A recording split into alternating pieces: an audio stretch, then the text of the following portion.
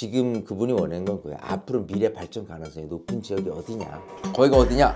강남구 동 그쪽을 추천을 드렸어요. 3배가 넘게 올랐어요. 3배에서 4배 정도 올랐습니다. 51억을 받습니다. 50억을 벌었네요. 안녕하세요. 이 대표 신대표 채널의 이 대표입니다. 자, 오늘 운전하면서 스튜디오 오는데 아직도 벚꽃이 만개했고 이제 벚꽃이 약간 지면서 잎이 올라오는 그 상황에 또 라디오에서 노래가 들려왔어요. 벚꽃 엔딩.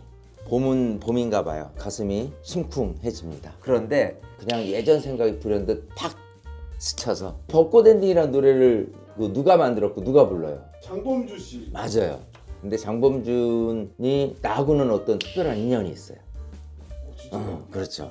그때가 2013년 정도니까 벌써 한 12년 전. 그땐 세미나를 한참 할 때니까 세미나 하신 분들한테 이제 상담을 해주는 그런 혜택을 드려서 상담 의뢰가 굉장히 많이 들어왔어요.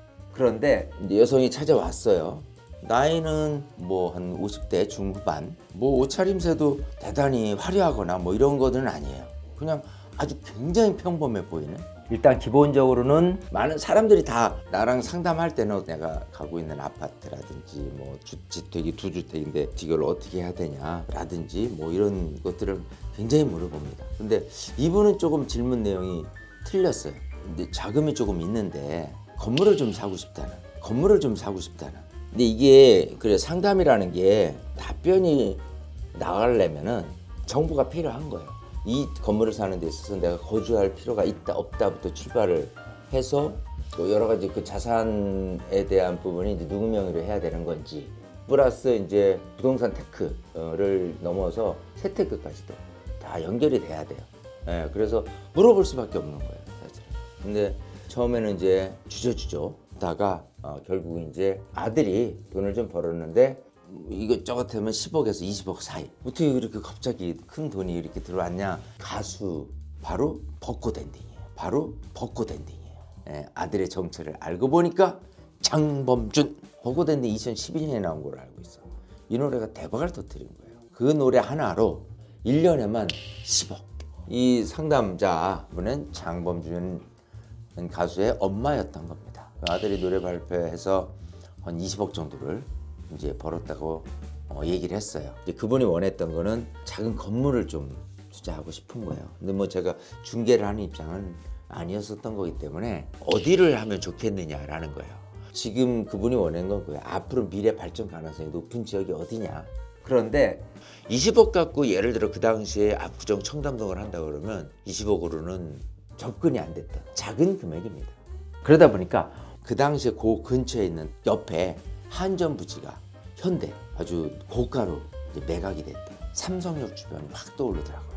하지만 그런 어떤 이슈가 있다라고 했을 때 그 일대 땅들이 땅값이 어마무시하게 오르던 걸 기억을 해요.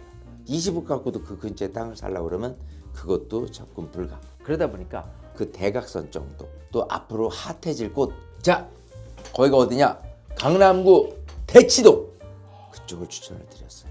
일단은 크게는 오르지 않았었던 조용했던 시기였었던 거고, 그리고 삼성역은요 GTX가 2개 노선이 지나가요. 그렇기 때문에 그 삼성역을 주변으로 한 대치동 그쪽을 추천을 드렸어요. 상담비 그때 당시 얼마가 있었어요? 많이 받았으면 좋았겠지만 무료였어요. 그 당시에는 정말 무료 세미나를 통해서 100명씩 올 때예요. 세미나 수요일하고 토요일 날 올 때인데 그런 분들한테 무료로 세미나를 와서 또 상담료를 또 받고 하는 것도 또 너무 이렇게 장사치레 또 보이니까 정말 순수한 마음으로 무료 상담을 해드렸던 기억이 납니다. 자, 아무튼 그 장범준 가수의 어머님이 그런 저를 상담을 하고 가셔서 과연 어떻게 됐을까? 투자했을까요? 안 했을까요? 네, 투자를 했습니다. 그것도 제가 추천해준 지역을 샅샅이 지신 것 같아요. 그러고 나서 그 다음에 대치동에 상가주택을 20억 정도에 매입을 해서 했다라고 저도 기사를 보고 알게 된 거예요. 그 건물 대지 면적이 59평 정도 되고 연면적이 한 116평. 당시 구입 가격이 20억 정도고 리모델링하고 이것저것 하느라고 뭐 대출 7억 정도를 받았다고 하더라고요. 이것도 무한도전인가에 나와서 그 작업실까지 무한도전에서 나왔다고 들었어요. 제가 이 지역을 추천해서 건물을 매입을 했잖아요. 근데 이 건물이 올랐냐 안 올랐냐, 또 올랐다면 얼마나 올랐느냐 궁금하잖아요. 궁금하죠? 12년 동안 3배가 넘게 올랐어요. 3배에서 4배 정도 올랐습니다. 51억을 번 셈이에요. 50억을 벌었네요? 오. 대단하죠. 어쨌든 그게 큰 소스가 돼서 그분이 지역을 대치동으로 삼았다 하는 거는 굉장히, 그분은 그런 사람 말을 잘 경청을 해서 좀 보상을 받았다라고 할 수가 있습니다. 그래서 항상 하는 얘기는, 자, 라면 드시지 말고 회를 드셔라. 그것도 좋은 기회를 얻어가셔라.